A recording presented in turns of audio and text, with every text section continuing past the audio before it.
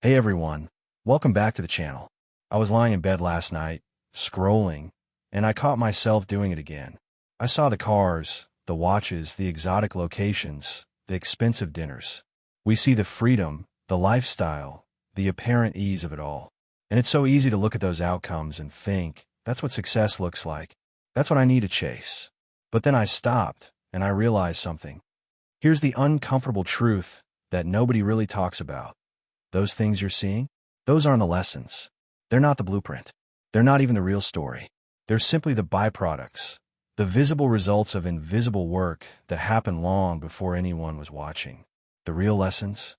They came from losses that kept you up at night, from pressures that made you question everything, from mistakes that felt like the end of the world, from moments when absolutely nobody saw it coming, including yourself. So today, I want to share 15 real hard-earned life lessons that I've gathered throughout my journey, specifically through trading.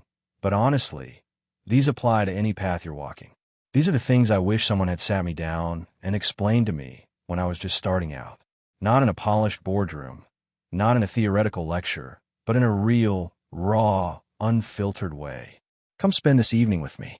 Let's break bread, let's have some real talk, and let's dive into what actually matters on this journey we call success. Lesson 1.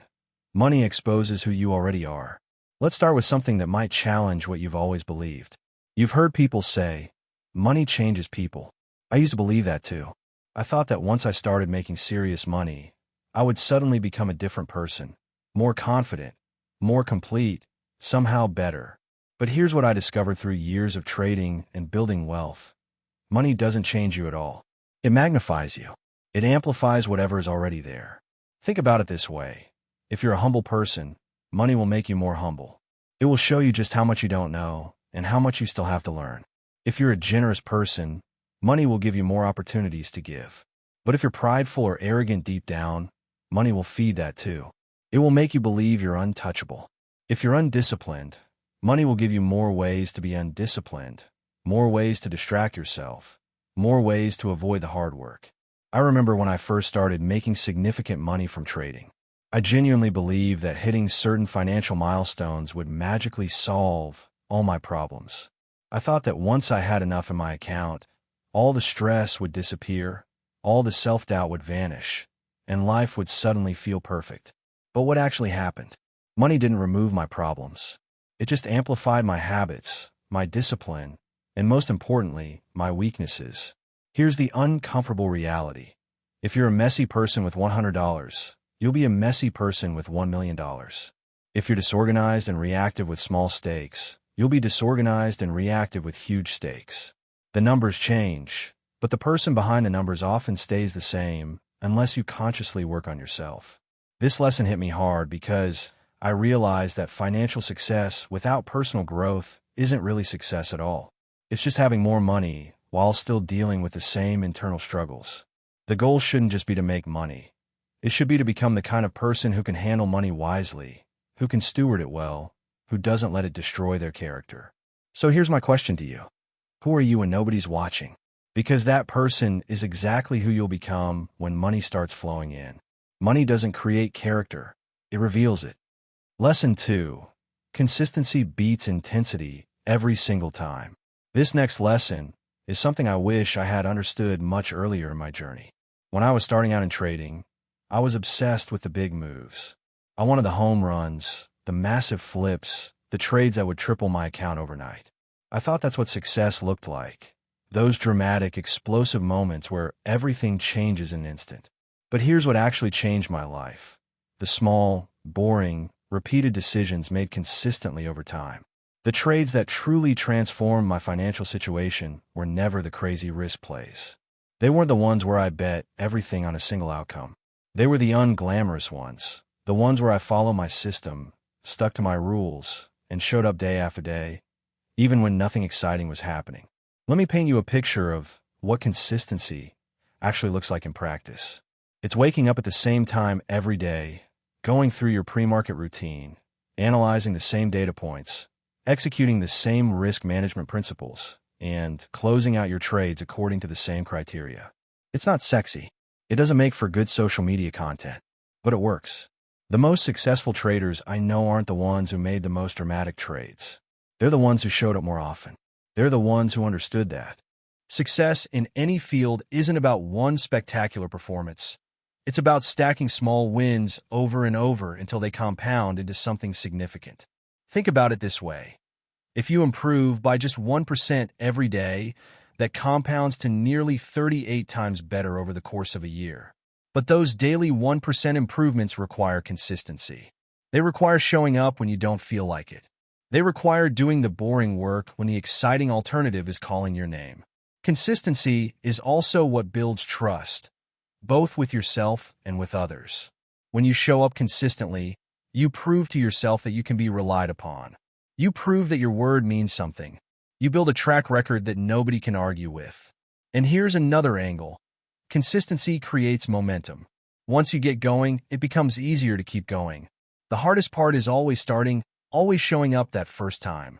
But once that becomes part of your identity, once you're the person who does the thing every day, it stops feeling like effort and starts feeling like who you are.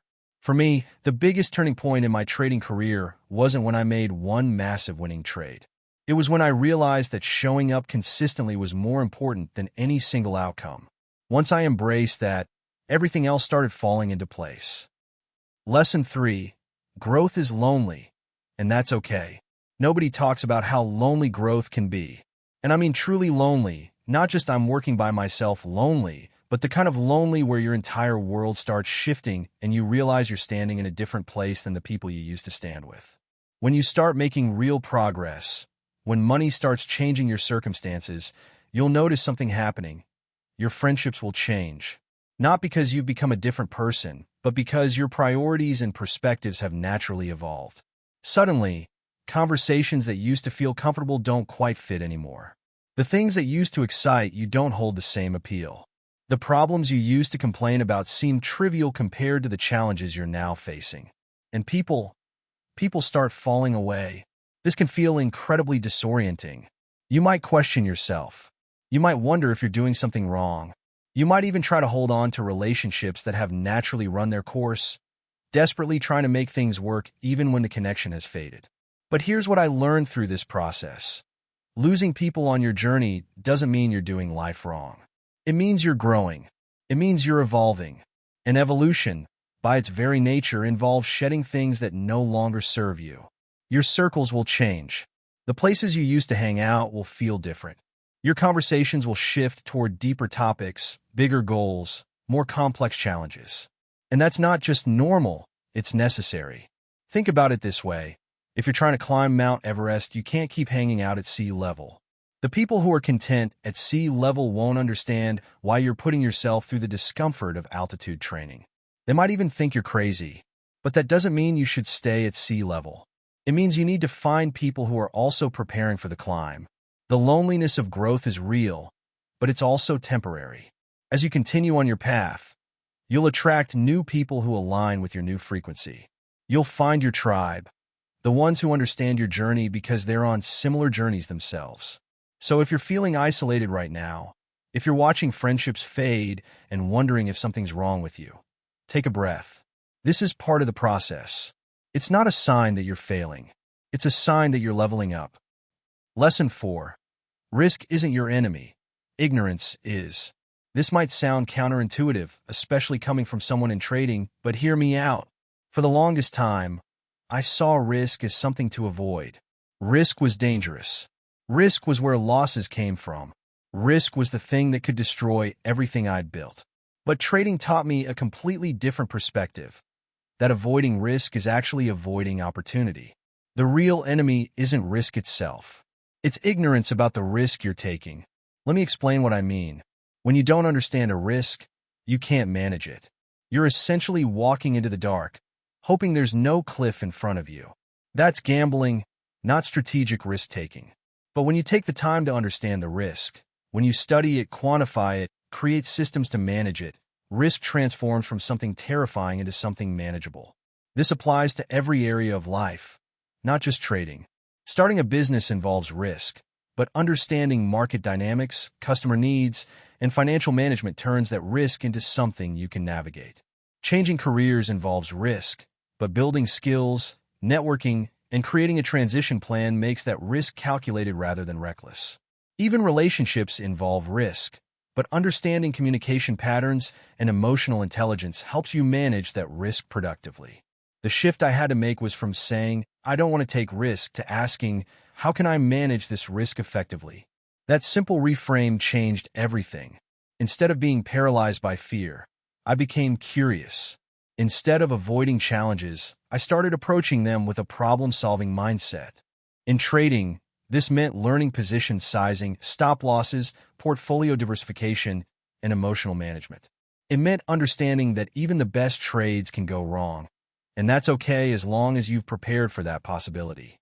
In life, this has meant being more intentional about my decisions.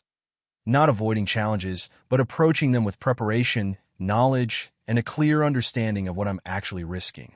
So whatever you're facing right now, instead of asking, "How do I avoid this risk?" ask yourself, "What do I need to understand about this risk to manage it effectively?" That single question will change your entire approach to challenges. Lesson 5. Your first big loss teaches more than your first big win. Here's a lesson that took me a while to fully appreciate. When I got my first big win in trading, that massive, unexpected windfall, I felt invincible. I thought I had this game figured out. I was brilliant. I was unstoppable. The euphoria was incredible. But here's the thing, that one didn't actually teach me much. It reinforced my confidence, sure. It gave me motivation to keep going, but it didn't make me a better trader. If anything, it made me overconfident and more likely to take unnecessary risks. My first big loss, on the other hand, that was a different story entirely. When that loss hit, when I watched money I had worked so hard to build disappear from my account, I felt like the world was ending. I questioned everything. My strategy, my abilities, my entire path. The pain was visceral, and I couldn't stop replaying the decisions that had led to that moment. But here's what I realized later. That loss was one of the most valuable experiences of my entire journey. Wins build confidence, and that's important. You need to believe in yourself to keep going. But losses build character. They force you to grow. They show you exactly where you need to improve. They humble you when you need to be humbled. They teach you lessons you would never learn from winning. And here's the crucial point. I said when you have your first big loss, not if. Because it's not a question of whether you'll experience significant setbacks on your journey. It's a guarantee. Everyone who aims high will fall. Everyone who pushes boundaries will face resistance. Everyone who takes risks will experience losses. The question isn't whether you'll face significant losses. The question is what you'll learn from them.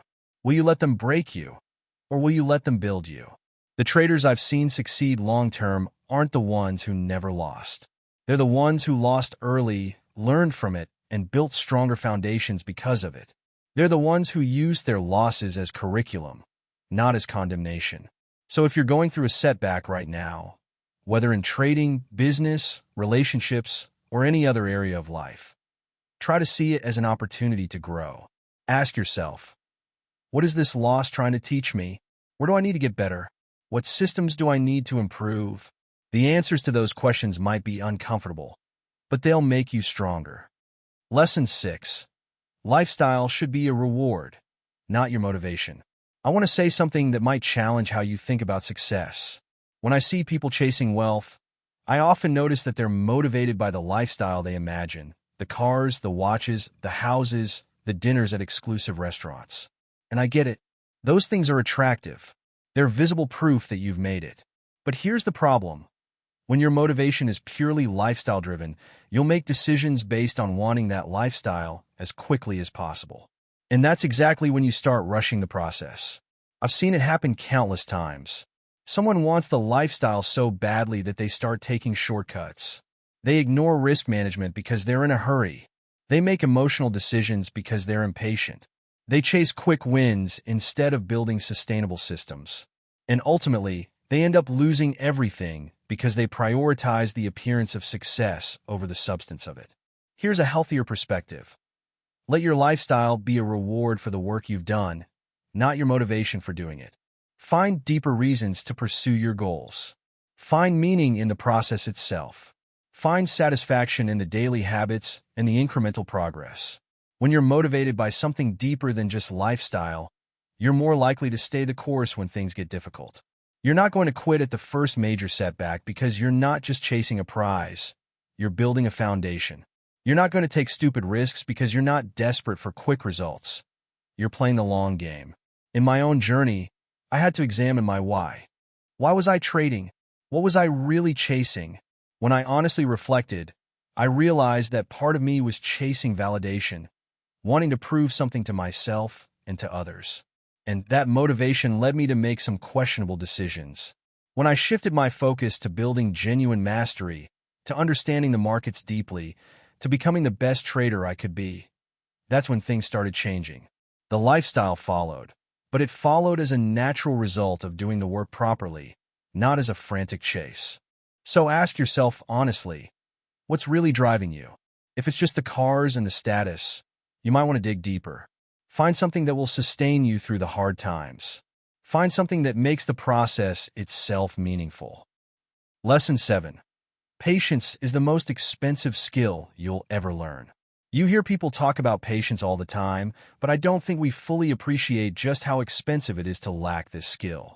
Every mistake I've made in trading, and honestly in life, can be traced back to some form of impatience. I didn't wait for the right setup. I jumped into a trade too early. I exited too quickly because I was nervous.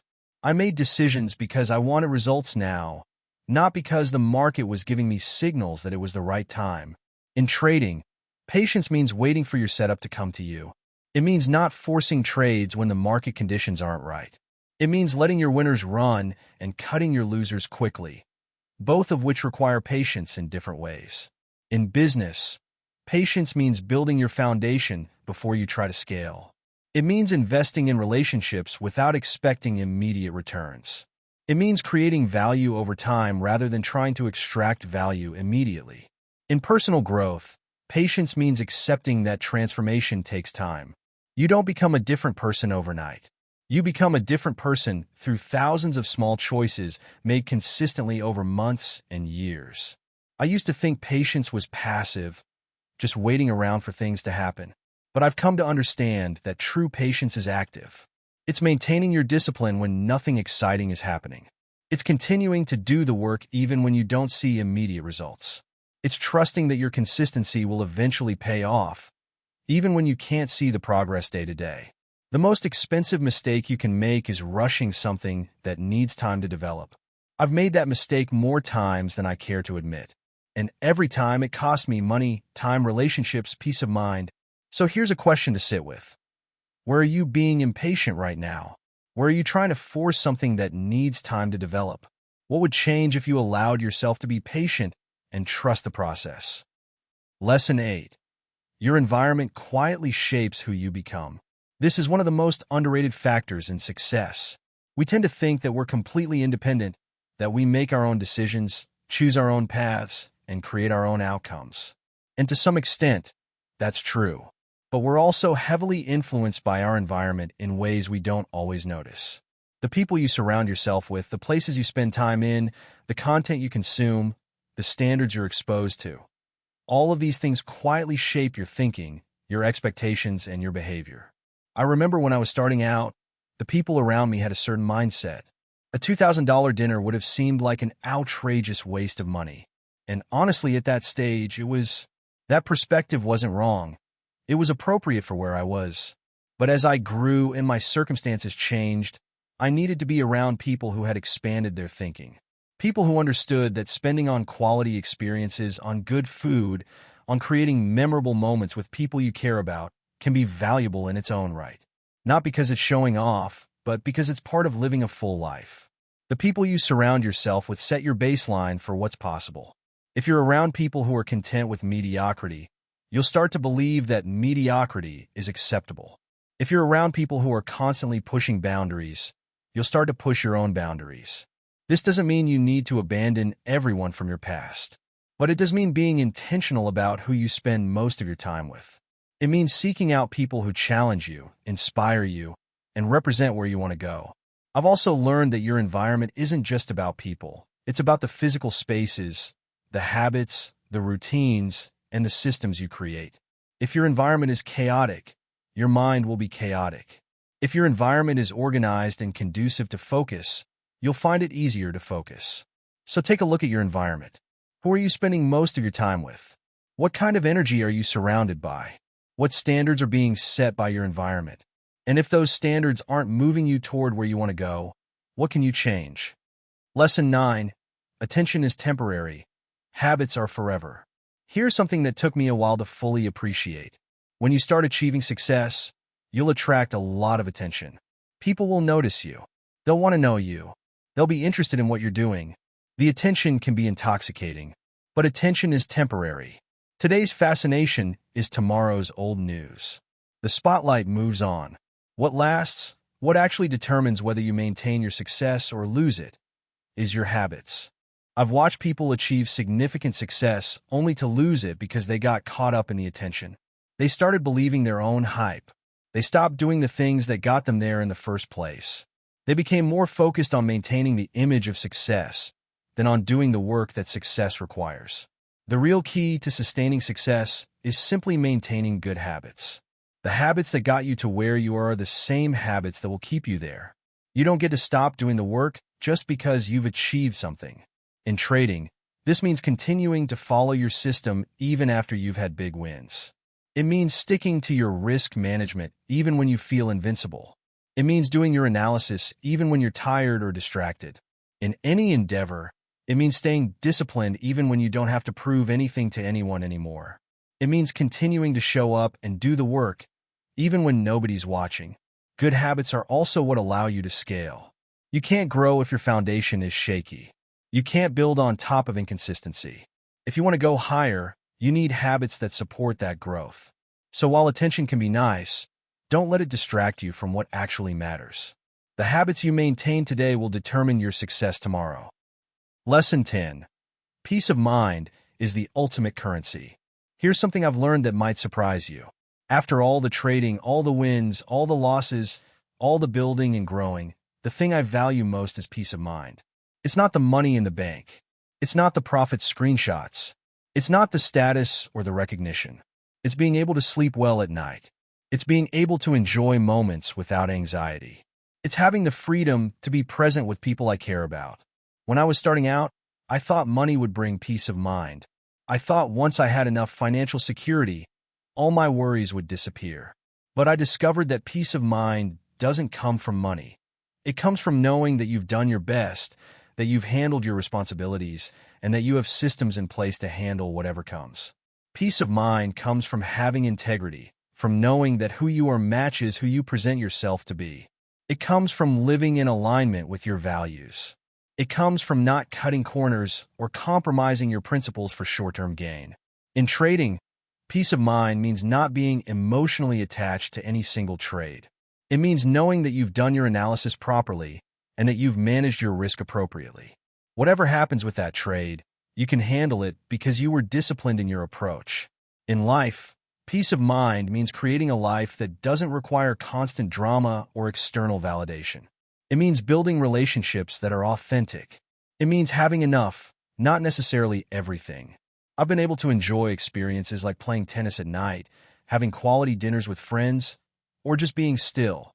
Not because I'm rich, but because I've built a life that allows me to enjoy simple pleasures without constant stress. So as you pursue your goals, don't forget to ask yourself, will this bring me peace of mind? Because ultimately, that's what we're all seeking. The money, the status, the achievements, they're all means to that end. If you achieve them but lose your peace in the process, what was it all for? Lesson 11. You don't need everyone to understand your journey. This lesson was hard for me to accept, and it might be hard for you too. When you're on a path that's different from the norm, people won't always understand. They won't see the vision. They won't appreciate the sacrifices. They might even think you're making a mistake. Most people judge results, not process. They'll look at where you are now and make assumptions without understanding all the invisible work that went into getting there. And that's okay. Your life is not a group project. You don't need a committee to validate your decisions. You don't need everyone to sign off on your path. The only person who really needs to understand your journey is you. Think about it. When you're in the middle of building something significant, it often doesn't look like much from the outside. You're putting in the work, but the results haven't materialized yet. To other people, it might look like you're wasting time or making questionable choices. But they don't see the internal growth. They don't see the skills you're building. They don't see the resilience you're developing. They don't see the network you're creating. All they see is what's visible on the surface. There were times on my journey when people questioned what I was doing. There were times when people didn't understand why I was so focused on trading. And that's fine. I wasn't doing it for them. I was doing it for myself. The real test is whether you can stay committed even when nobody understands. Can you trust your vision even when others doubt? Can you keep going even when there's no external validation? The people who achieve extraordinary things are almost always misunderstood at some point. That's part of doing something different. If everyone understood what you were doing, it probably wouldn't be that remarkable. So if you're feeling misunderstood right now, if people don't get what you're doing or why it matters, that's okay. You don't need everyone to understand your journey. You just need to make sense to yourself first. Lesson 12. Your habits shape your future more than your goals. This might sound surprising, but goals are actually overrated. Not because they're not important, they're essential for direction. But goals alone don't determine your success. Your habits do. Think about it this way. Everyone sets goals. It's easy to say you want to achieve something, but very few people actually build the daily routines and systems that support those goals. That's the difference between people who achieve things and people who just dream about them. In trading, I learned this lesson the hard way. I had ambitious profit goals, but without the daily routines, waking up at the right time, going through my analysis, following my system, those goals were just numbers on paper. I realized that motivation is unreliable. It comes and goes. Some days you're fired up and ready to crush it. Other days you can barely get out of bed. But habits? Habits are reliable. Habits don't depend on how you feel. Habits are just things you do because they're part of who you are. In trading, this meant creating a routine that I followed regardless of market conditions, regardless of my previous results, regardless of how I was feeling. I showed up and did the work because that's what I do, not because I felt like it. In any area of life, the people who succeed are the ones who build habits that support their goals. They're not waiting for the perfect moment or the right motivation. They're just doing what needs to be done every day. So here's something to think about. What habits are you building? What routines are you creating? What systems are you putting in place? Because those are what will ultimately determine whether you achieve your goals or just keep dreaming about them. The small things you do every day, they compound. The trades you execute, the skills you practice, the relationships you nurture, the health habits you maintain, they all add up. And over time, they create a trajectory that's either moving you toward your goals or away from them. The key isn't just setting goals. It's creating the habit infrastructure that makes achieving those goals inevitable. Lesson 13. Time is more valuable than money. This is one of those lessons that most people only really understand after they've made some money. And I want you to understand it now, not later. We all say we value time, but our actions often tell a different story. We spend hours scrolling through social media, watching content that doesn't add value, or engaging in activities that don't move us forward. And why? Because we haven't yet internalized just how precious time really is. Money comes and goes. You can always make more money. You can lose money and earn it back. But time? Time is the one resource you can never get back. Every hour you spend is an hour you'll never have again. Every day you waste is a day that's gone forever. Financial freedom matters not because of the money itself. It matters because of what money can give you. Control over your time. When you have financial freedom, you can choose how you spend your hours. You can be with the people you care about. You can pursue the work that genuinely matters to you. You can rest when you need to rest and work when you want to work. This is why I'm intentional about how I spend my time. You'll notice I'm not carrying anything expensive because what matters isn't showing off. What matters is having the freedom to spend time on what actually counts. Think about this honestly. How are you spending your hours? Are you trading your time for money in a way that's sustainable and fulfilling? Are you spending time with people who matter? Are you investing time in things that will compound? One of the biggest mistakes I see people make is chasing money at the expense of time. They'll work endless hours, sacrifice relationships, neglect their health, all in pursuit of money. But what's the point of having money if you don't have the time and health to enjoy it? The goal should be to create a life where you have both financial resources and the time to use them meaningfully. That means being intentional about your career choices, your business decisions, and how you structure your days. So here's a question to ask yourself. Are you spending your time wisely? Are you investing your hours in things that truly matter? Because the one resource you can never get more of is time. Don't waste it. Lesson 14. Comparison is one of the fastest ways to kill your progress. This lesson is especially relevant in today's world, where we're constantly bombarded with everyone else's highlight reels. It's so easy to look at someone else and think, they're further along than me. They're doing better than me. I'm behind. But here's what trading taught me about comparison. Your only real competition is who you were yesterday.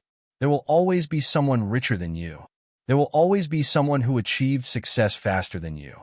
There will always be someone who seems to have it easier or who got luckier. That's just the nature of the world. If you measure yourself against others, you'll never feel like enough. In trading, I learned to focus on my own progress. I look at my performance over time. Am I getting better? Am I more disciplined? Am I making better decisions? That's what matters. Not how someone else is doing, but whether I'm growing compared to my past self. When you start comparing yourself to others, you're comparing your whole journey, with all its struggles and setbacks, to someone else's carefully curated best moments. It's not a fair comparison. It's not even a useful comparison. Here's another angle. Comparison can lead you to take risks you wouldn't otherwise take. If you see someone making a certain trade and it works out, you might feel pressured to do the same, but you don't know their full situation. You don't know their risk tolerance, their account size, their strategy, or their emotional state. You're just seeing the result, not the context. The same applies to life decisions. You might see someone making a bold career move, starting a business, or making a major life change and think, why aren't I doing that? But you don't know their full picture.